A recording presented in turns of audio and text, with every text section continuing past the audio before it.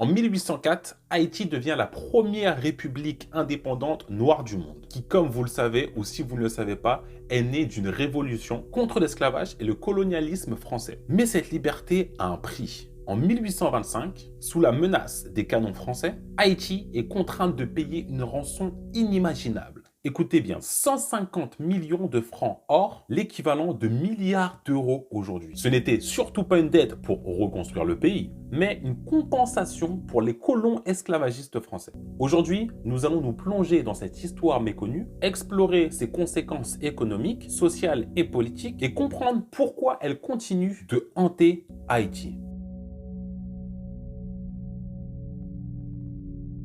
Haïti naît dans un contexte unique. Après 13 ans de guerre, menée par des leaders comme Toussaint Louverture ou Jean-Jacques Dessalines, l'armée haïtienne, composée d'anciens esclaves, défait l'une des puissances militaires les plus redoutables de l'époque. J'ai nommé la France de Napoléon. Mais cette victoire n'est pas célébrée par le reste du monde. Les grandes puissances comme les États-Unis et les pays européens voient d'un mauvais œil cette république noire libre, craignant qu'elle ne devienne un modèle pour d'autres révoltes d'esclaves. Résultat, Haïti reste diplomatiquement et économiquement isolé. Petite citation pour appuyer mes propos. L'indépendance d'Haïti était une déclaration de guerre à l'ordre mondial raciste, explique l'historien Laurent Dubois dans Haïti, The Aftershocks of History.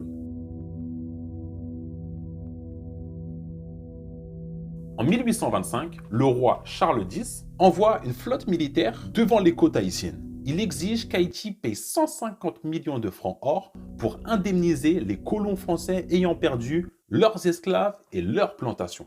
La menace est claire, refusée et c'est la guerre. Pour un pays ruiné par la guerre d'indépendance, cette somme est astronomique. Elle représente environ 10 fois le budget annuel d'Haïti. Le président haïtien, Jean-Pierre Boyer, n'a pas le choix. Il signe cet accord inique afin d'éviter une invasion militaire. Le décret du 17 avril 1825, signé par le roi Charles X, stipule ceci, je cite: « Les anciens colons de Saint-Domingue seront indemnisés pour les pertes qu'ils ont subies. »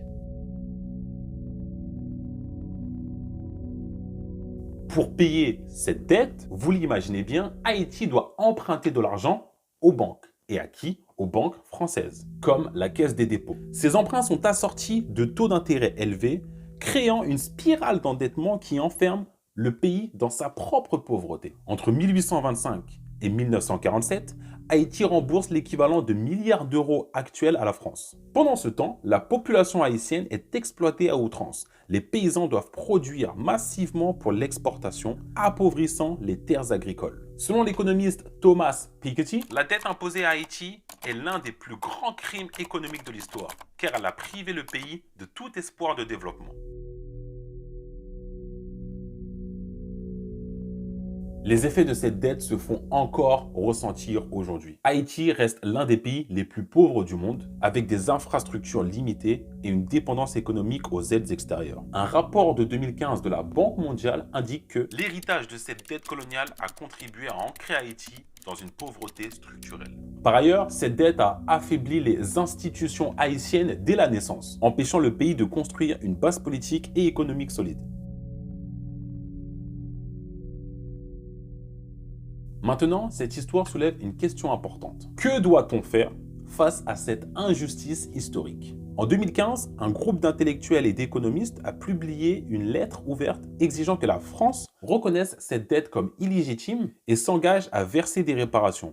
La France, pour sa part, n'a jamais officiellement reconnu sa responsabilité. Dans Les Black Jacobins de C.L.R. James, il est écrit ceci, je cite: « L'indépendance d'Haïti n'a jamais été pleinement reconnue, car elle défait les fondements même de l'ordre colonial. »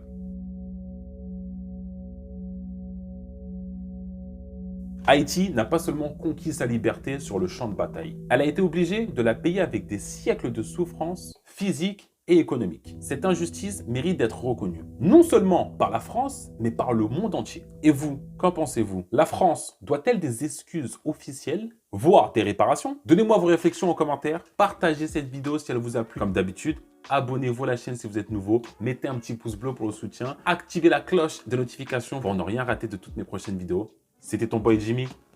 Peace!